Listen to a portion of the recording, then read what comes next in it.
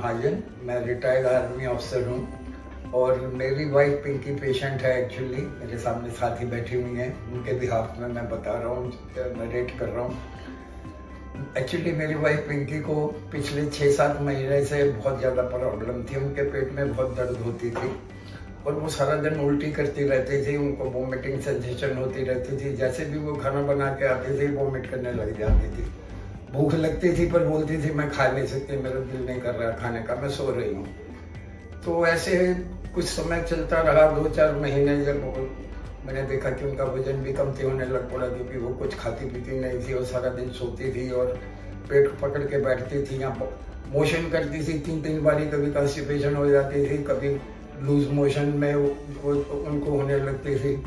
Ultimately फिर मैंने उनको मणिपाल हॉस्पिटल में डॉक्टर अवनीश सेठ, जो गैस्ट्रोएंटरोलॉजिस्ट हेड ऑफ डिपार्टमेंट हैं, मैं उनके पास उनको लेके आया। तो डॉक्टर साहब ने उनकी कोलोनोस्कोपी की, उनको एडमिट कराया और कोलोनोस्कोपी करने के बाद एंडोस्कोपी भी की। दोनों चीज़ें उन्होंने साइमल्टेनियसली की और उसमें उनको सेडेशन दिया गया। एक्चुअली मैं आपको एक बात बता दूं कि उनकी हार्ट की जो एफिशिएंसी है वो 30% है।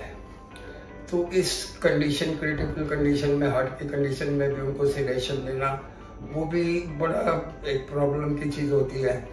मगर यहाँ पर डॉक्टर अवनीश सेठ के अंडर सारी चीज़ें इतनी अच्छे से हुई, उनको पता भी नहीं लगा कि किस समय कोलोनोस्कोपी हो गई और किस समय एंडोस्कोपी हो गई, बगैर किसी पेन के।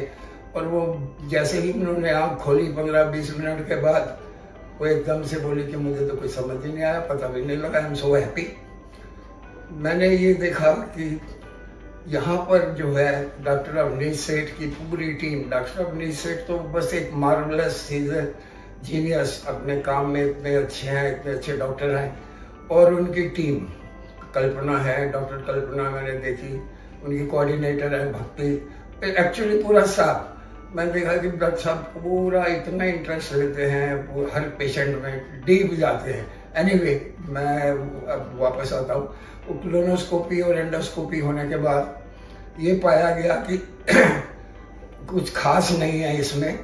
तो डॉक्टर साहब ने सीटी स्कैन करवाया। सीटी स्कैन में पता लगा कि उनके जो CVD है, कॉमन बाइल डक्ट, उसमें 2 बड़े बड़े स्टोन, बहुत बड़े साइज के, एक के ऊपर एक पड़े हुए हैं।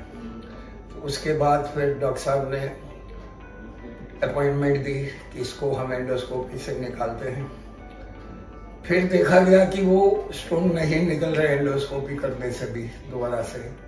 फिर डॉक्टर साहब ने एक स्पेशल मशीन मंगवाई, जिसको उन्होंने फिर उस मशीन से उन्होंने ग्लास लिथो थेरेपी, ये मेथड से उन्होंने उनका पत्थर को तोड़ा।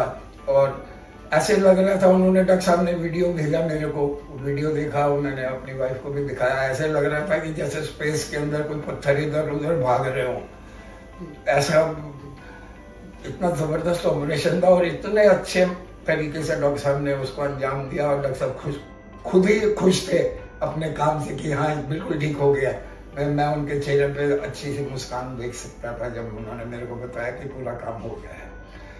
एनीवे, 3-4 दिन और के बाद अब उनकी बिल्कुल तकलीफ खत्म हो गई है और वो अब बिल्कुल ठीक ठाक है। आज हम यहाँ डॉक्टर साहब को दिखाने के लिए आए हैं।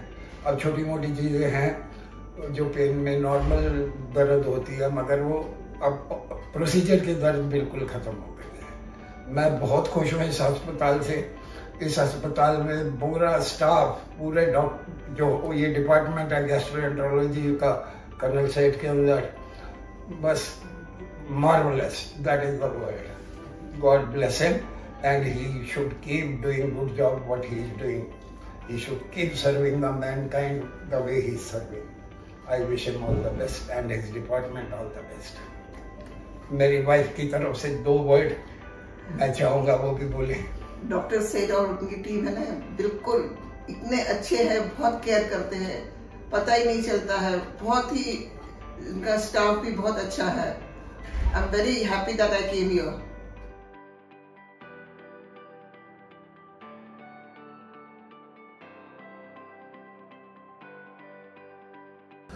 Hello. So, Mrs. Pinky Mahajan, she's 75 years old, a very pleasant lady. She came to us with severe pain in the abdomen and she was really suffering for about 6 months.